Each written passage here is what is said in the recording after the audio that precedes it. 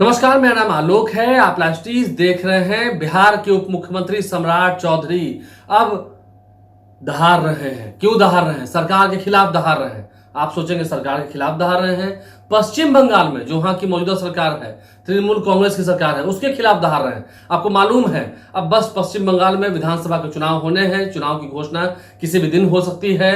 तो ऐसे में सम्राट चौधरी जब पश्चिम बंगाल पहुंचे हैं, जलपाईगुड़ी में उनकी एक आम सभा थी। आम सभा को संबोधित करते हुए जहां पर हजारों की संख्या में लोग जुटे हुए थे, बड़ी संख्या में भीड़ थी, वहां पर सम्राट चौधरी ने कहा है कि यहां पर उद्योग धंधों पर ध्यान नहीं दिया गया। प्रधानमंत्री नरेंद्र मोदी की जो योजनाएं रही हैं उससे यहाँ के लोगों को लाभान्वित नहीं होने दिया गया। जैसे बिहार में देखिए बगल में कैसे आयुष्मान भारत के तहत बुजुर्गों को, युवाओं को लाभ मिल रहा है, यहां पर क्यों नहीं होने दिया गया? राजनीति में विरोध सही है, लेकिन आम लोगों को लाभ ना मिले सरकार की योजनाओं का, यह गलत है। पश्चिम बंगाल में भी बगल में समुद्र तट है, अन्य राज्यों में भी है जहां पर बीजेपी का शासन है। वहां पर कैसे विकास हो रहा है, वहां पर कैसे डेवलपमेंट हो रहा है? यहां पर सरकार नहीं चाहती है कि लोगों का विकास हो। सम्राट चौधरी क्या कर रहे हैं, हम आपको सुनाते हैं। बम्बई के एक साइड समुद्र है और 3 साइड बढ़ गया। चेन्नई के एक साइड समुद्र है और 3 साइड बढ़ गया। कलकत्ता के चारों तरफ गरीबी है। एक बार कमल छाप को मौका दीजिए, परिवर्तन लाइए। हम आपको स्वस्थ करते हैं मोदी जी के नेतृत्व में। ये भारत फिर से सोने की चिड़िया और भारत सोने का शेर बनेगा। और आपने देखा किस तरह दुनिया में किस तरह भारत का आज ताकत बढ़ा है साथियों। आज दुनिया में मोदी के तरफ लोग देख रहे हैं। कोई ईरान को इराक को मार रहा है, कोई दुबई जो है ईरान को मार रहा है, लेकिन भारत जी ने पूरे देश को खड़ा करने का काम किया। आज भारत समृद्ध हो चुका। मैं तो जीएसटी काउंसिल का अध्यक्ष था साथी, और आपको बताते हुए खुशी होगी, मैं तो एक स्लैब हटाना चाहता था। मोदी जी ने कहा एक स्लैब से काम नहीं चलेगा। एक स्लैब हटाने 12% का टैक्स जब मैं खत्म कर रहा था तो उस समय 22,000 करोड़ रुपया का लॉस भारत सरकार को हो रहा था। लेकिन मोदी जी ने कहा इससे बढ़ो, लोगों को 28% टैक्स देना पड़ता है, उसको भी खत्म करो। और मैंने अनुशंसा किया कि इस देश में अब 2 ही टैक्स रहेगा, एक 5% टैक्स रहेगा और एक 18% टैक्स रहेगा। जबकि मोदी जी की सरकार को लगभग 88,000 करोड़ रुपए का नुकसान हुआ साथियों। लेकिन मोदी जी ने कहा भारत के गरीबों को खड़ा करने का समय है साथियों। आज मोदी जी ने कहा कि 1 लाख करोड़ रुपया हम नुकसान सह सकते हैं, लेकिन गरीबों को मुख्य धारा में लाने का काम करो। इसलिए साथियों, मैं आज इस परिवर्तन यात्रा, क्योंकि हमको पटना भी लौटना और हमारे यहां भी भारतीय जनता पार्टी और एनडीए की सरकार है साथियों। मैं आपको स्वस्थ करता हूं, मैं बगल का रहने वाला हूं और बगल में बिहार है। 1911 में तो बिहार और बंगाल एक था, बाद में हम बट गए साथियों। लेकिन मैं जरूर आश्वस्त करता हूं, बंगाल में कमल का फूल खिलाइए, चाय बगान में काम करने वाले लोगों को उचित लोगों को मजदूरी देने का काम भारतीय जनता पार्टी की सरकार की। इसलिए साथियों, आपने देखा जिस तरह मोदी जी ने इस पूरे देश में लेबर के लिए कोड लाने का काम किया, लेकिन श्रमिकों की कोई चिंता दीदी को नहीं।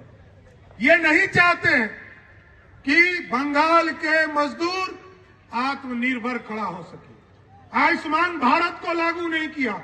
और मैं बताता हूं, बिहार में भी जब महागठबंधन की सरकार थी तो लोगों ने आयुष्मान भारत कार्ड नहीं चालू किया।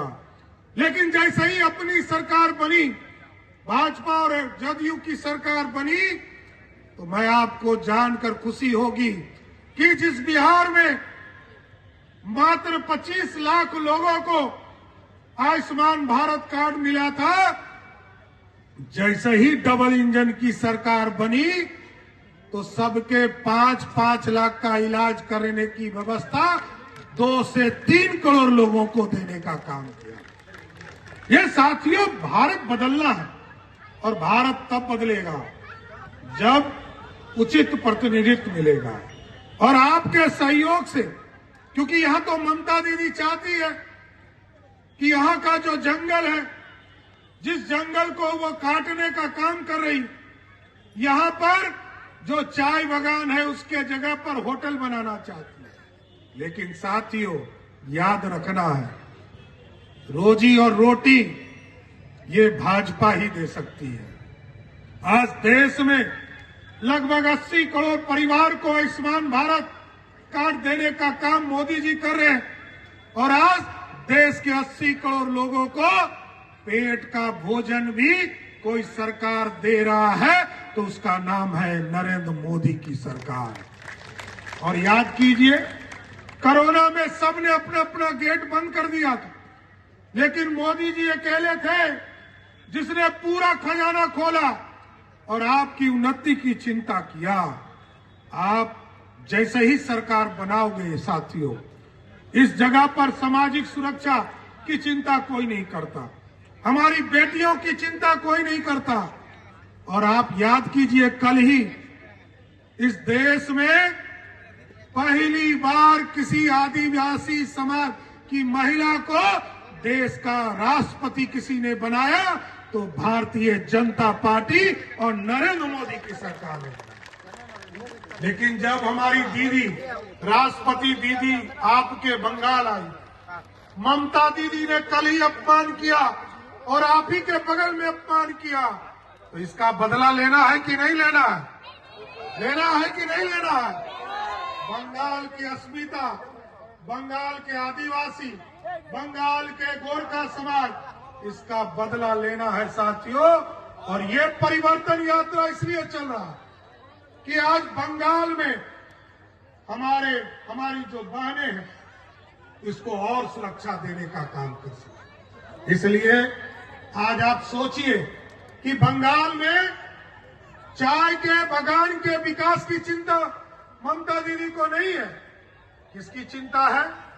मदरसा एजुकेशन के लिए लगभग 6,000 करोड़ रुपया ममता दीदी देती है, लेकिन बंगाल के इस 8 जिले, उत्तर जिले में मात्र 900 करोड़ रुपया ममता दीदी देती है।